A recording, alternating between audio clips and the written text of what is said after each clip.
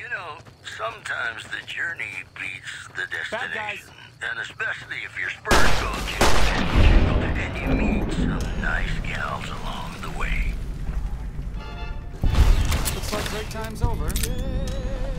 Peter, Dan. Microsoft is buying up game studios left and right. While Sony is being like, we don't really got anything to show. We're not even going to go to E3. Yeah, surprising, but... Not that Microsoft are probably going to have really much to show. I feel like it'll be all on Nintendo to really make that a lively event. But Microsoft is acquiring massive studios like left and right. In less than a year now, they've purchased The Initiative, Undead Labs, Playground Games, Ninja Theory, who is also a first-party developer for them, Compulsion Games, InXile Entertainment, and most notably, for me anyways, Obsidian. Yeah, Obsidian was a huge one. These companies are known for games like Hellblade: Senua's Sacrifice, Tomb Raider, State of Decay, Forza Horizon. Like, some of them aren't a big surprise. Like, the guys who made Forza Horizon was a no-brainer that they're going to be bought out by Microsoft eventually, but I keep coming back to this thought. As great as all these other studios are, they haven't done anything with Fable for years. Fable is like it's broken pieces all over the floor of like, here's the scrapped Fable 4 project, here's this canceled Kinect game. Here's these ideas Molyneux never implemented. yeah, just give it all to Obsidian. Give them a nice budget, give them a good couple of years, like he did 5-7 years, something like that, like a huge time frame, a decent budget, and let them make a Fable 4 for the next Xbox. And hey, I'll be buying a next Xbox then. Honestly, I don't know if Obsidian is the correct studio, but Fable is just... I've never liked any of them. So if Obsidian could make something interesting out of that, it would be the first Fable I would enjoy. That's the thing about Obsidian, though, and you disagreed with me earlier about this, but I feel like Obsidian excel at taking a franchise, like a well-established franchise, either Knights of the Old Republic, South Park, Fallout, and like weaving gold from that. The big question is, what does this mean for the next Xbox? Are we going to see these studios making exclusive games, or are they just going to end up on Windows 10? Like, I just don't know.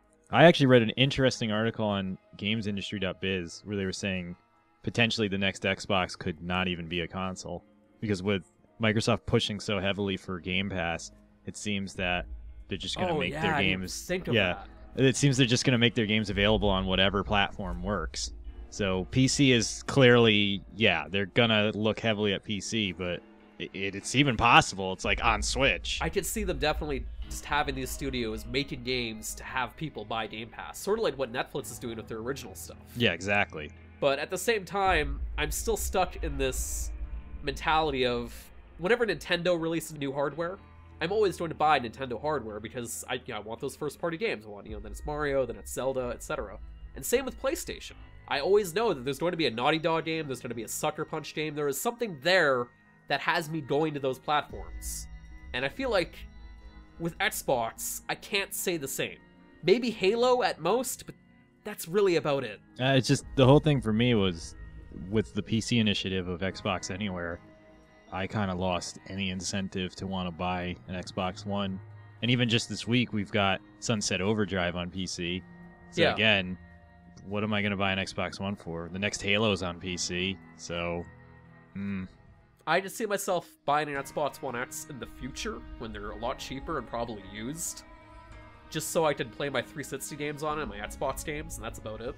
Yeah, I think it's really sad that the one thing that keeps me interested about an Xbox One is Xbox backwards compatibility. I mean, I guess it's working for some people. Like, Microsoft wants you on the box regardless, but yeah, I think it would be smart for them to invest in Game Pass as a Play Anywhere service. No, yeah, and if the initiative behind getting all these studios is to make these games and make them like Game Pass exclusives and reasons to get Game Pass, I'm all for it. Game Pass isn't a bad deal, and if they have games exclusive to the service, it's going to start incentivizing people to buy that. I don't know if hardware will go away this soon, just because of internet speeds in general and games getting bigger and bigger and bigger. Like Red Dead Redemption 2 recently that's a 100 gig game, and so is Fallout 76, and downloading those things is insane, let alone streaming them. So I don't know if that will happen anytime soon, maybe in the next 10-20 years, but right now I still think both Sony and Microsoft are thinking about the next step in terms of hardware.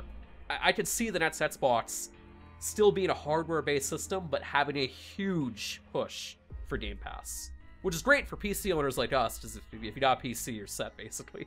Yeah, I mean, the games usually run better on PC anyway, but what else is there left? Microsoft has been stumbling around this generation, and even though the Xbox One has sold pretty well, there's no way they're going to catch up to Sony, and Nintendo's been outpacing them by like 3-1, so I think it would be a good idea for them to invest in other avenues that their rivals aren't even touching yet. No, yeah, I think they knew this generation in terms of overall hardware sales was lost, you know, when they saw the initial numbers and stuff. So I feel like their main focus right now is the future and planning ahead, which this seems to be a sign of that.